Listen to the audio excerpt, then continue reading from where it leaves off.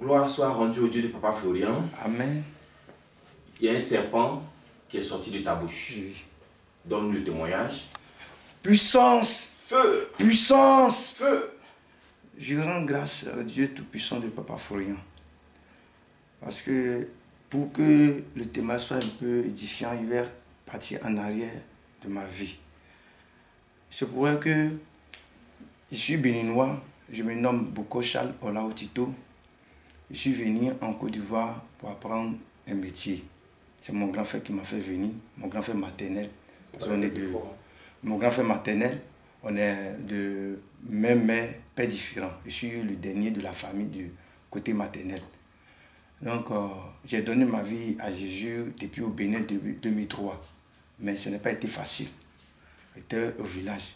Donc, à un moment donné de ma vie, je vois que quand il dort, il fait des cauchemars. Et pour la nuit, pour aller dormir, c'est des problèmes pour moi. J'ai peur d'aller dormir. Et un jour, je suis parti dormir.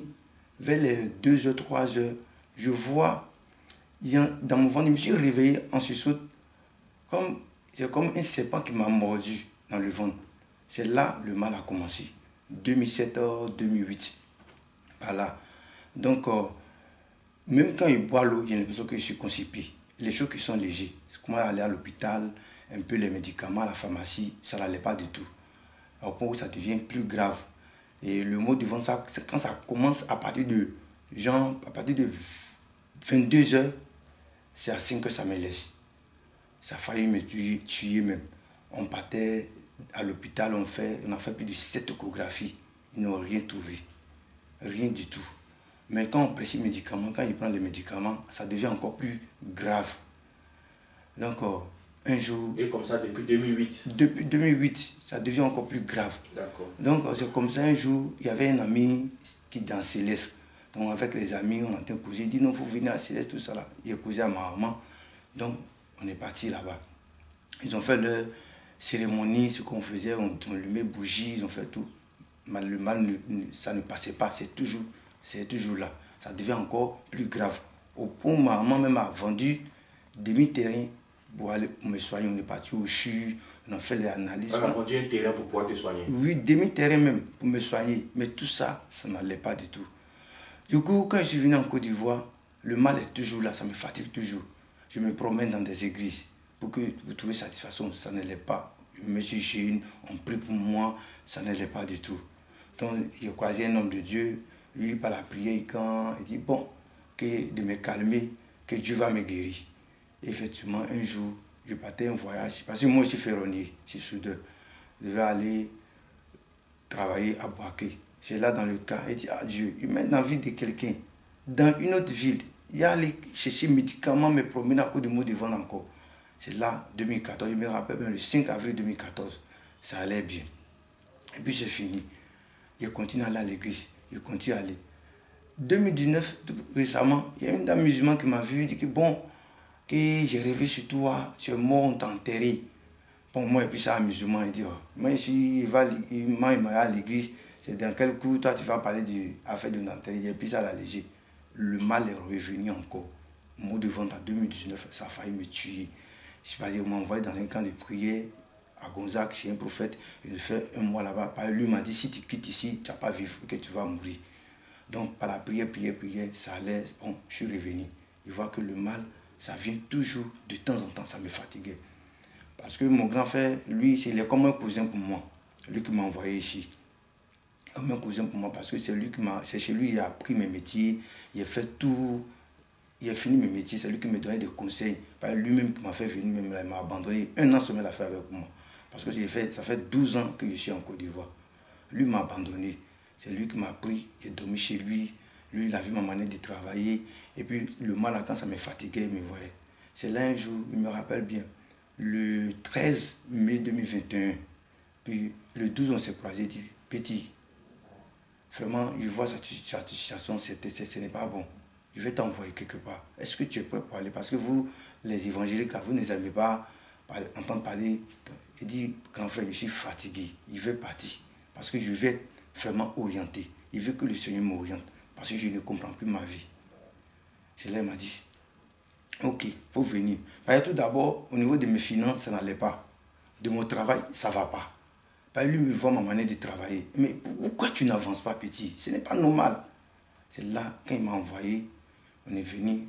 C'est lui-même qui a acheté les éléments pour moi. Puis j'ai commencé à utiliser. Il dit, petit, il faut persévérer. Il a commencé à me donner du courage. Au fur et à mesure. C'est là, Dieu m'a convaincu. Il dit, non, je vais me laisser baptiser par l'homme de Dieu. Parce que j'ai vu que l'homme de Dieu, il est puissant vraiment. Dieu l'a choisi.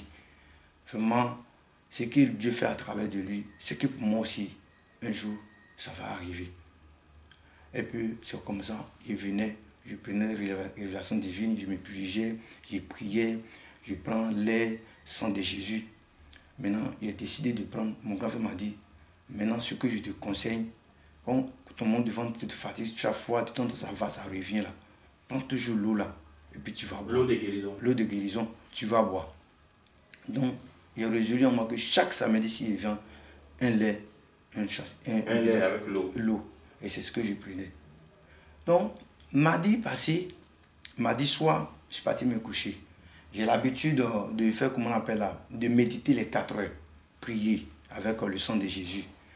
Donc, tous les 4 heures, je médite avant de sortir avec le sang de Jésus. Mais dans ces 2 temps, j'ai tellement travaillé, j'ai senti des douleurs dans mon cœur, je suis fatigué. Donc, pour me réveiller, c'est à partir de 5 h, 6 h, je me réveille. Donc, mardi, quand il dormait, je me suis fait les 5, bon, mercredi 30, 5 h moins 10, 8 comme ça. Au moment où je me réveillais, je sentais qu'il y a quelque chose qui sortait de ma gorge. Et puis c'est rond, c'est plié dans mes, c'est pas plié comme ça, c'est comment c'est plié. Je dis, mais monsieur, mais c'est quoi ça? Il y a mangé spaghetti à 17 h, après foufou. Mais c'est spaghetti qui soit ou bien c'est quoi? Donc, il va voir. J'ai pris mes 2 doigts, c'est venu dans ma bouche, j'ai enlevé. Il voulait essayer d'écraser, pour dire c'est spaghetti là, mais il l'a enlevé, puis il est déposé sur le matelas. Il a allumé ma torche. Il y avait un petit portable, il allume, il voit tout dans sa bouche. J'ai dit, mais c'est quoi ça là? Un animal vivant. Vivant. Et puis ça bouge, et puis il y a une partie qui est un peu blanche, les petits sont dedans. C'est-à-dire les enfants sont dedans, petits. Les yeux dedans. Les yeux dedans. Je dis, aïe, dans mon ventre. Maintenant, pour attraper, maintenant, j'ai peur. Je dis, mais c'est sorti de moi, tu as peur pourquoi? J'ai pris. Il dit, il veut partir chez mon grand frère au Remblai. Lui, il ne peut pas porter Android. Il doit fumer ça là. Ça là, il doit fumer. J'ai pris, il a mis dans le sachet de Notus là. Il a mis dedans, puis il a plié un peu, il a mis dans ma poche. Dès qu'il finit de me laver, il me lave maintenant avec le savon prophétique là. Parce que pour être bien dans la maison du Seigneur. Donc, je suis parti chez mon grand frère. Et lui, il dormait. Il dit, alors là, je vais le trouver. Parce qu'il y a un imprimeur. Il l'a trouvé, il dit, ah, grand frère, il y a quelque chose. Viens voir. Prends ton portable, tu vas fumer ça. Dès qu'il fait sortir, puis il avait dit, c'est quoi ça là? Il voit des témoins, les choses, mais il sait pas, à côté de moi, lui, il était étonné. Il dit, hey, mon petit, ça c'est une délivrance. Ce qui te fatiguait des années, ton mot de vendre là. C'est ce qui est sorti. Ça, c'est une délivrance qu'elle a là. Il dit, il faut fumer. En fait, je n'ai pas... Ça, il doit rendre témoignage, mais je n'ai pas portable Android. Lui, il a fumé, il a pris vidéo. Il dit, ah, il a balancé ça à mon vieux père. Il dit qu'il faut balancer. C'est ce qu'il va dire. Donc, il a gardé ça. Il dit, de mercredi, quand il m'a vérifié, c'est encore vivant. Wow. Mercredi, c'est vivant. Jeudi, c'est vivant. Vendredi, c'est vivant. Aïe! Ce qui est sorti de moi, normalement dans le sachet, chaleur là ça doit tuer. Oui. Mais ça bouge toujours. Samedi, c'est encore vivant. Et après, chaque fois quand il appelle, quand c'est vivant, hein? C'est hier matin, il va vérifier, il va que ça bouge plus. Ça bouge plus. Il est décédé. Donc, c'est surtout moi, je vais rendre. Gloire au Dieu de Papa Florian pour cette guérison. Des années de maladie, il t'a libéré aujourd'hui. Oui, il m'a libéré. Vraiment. Toujours la santé. Amen.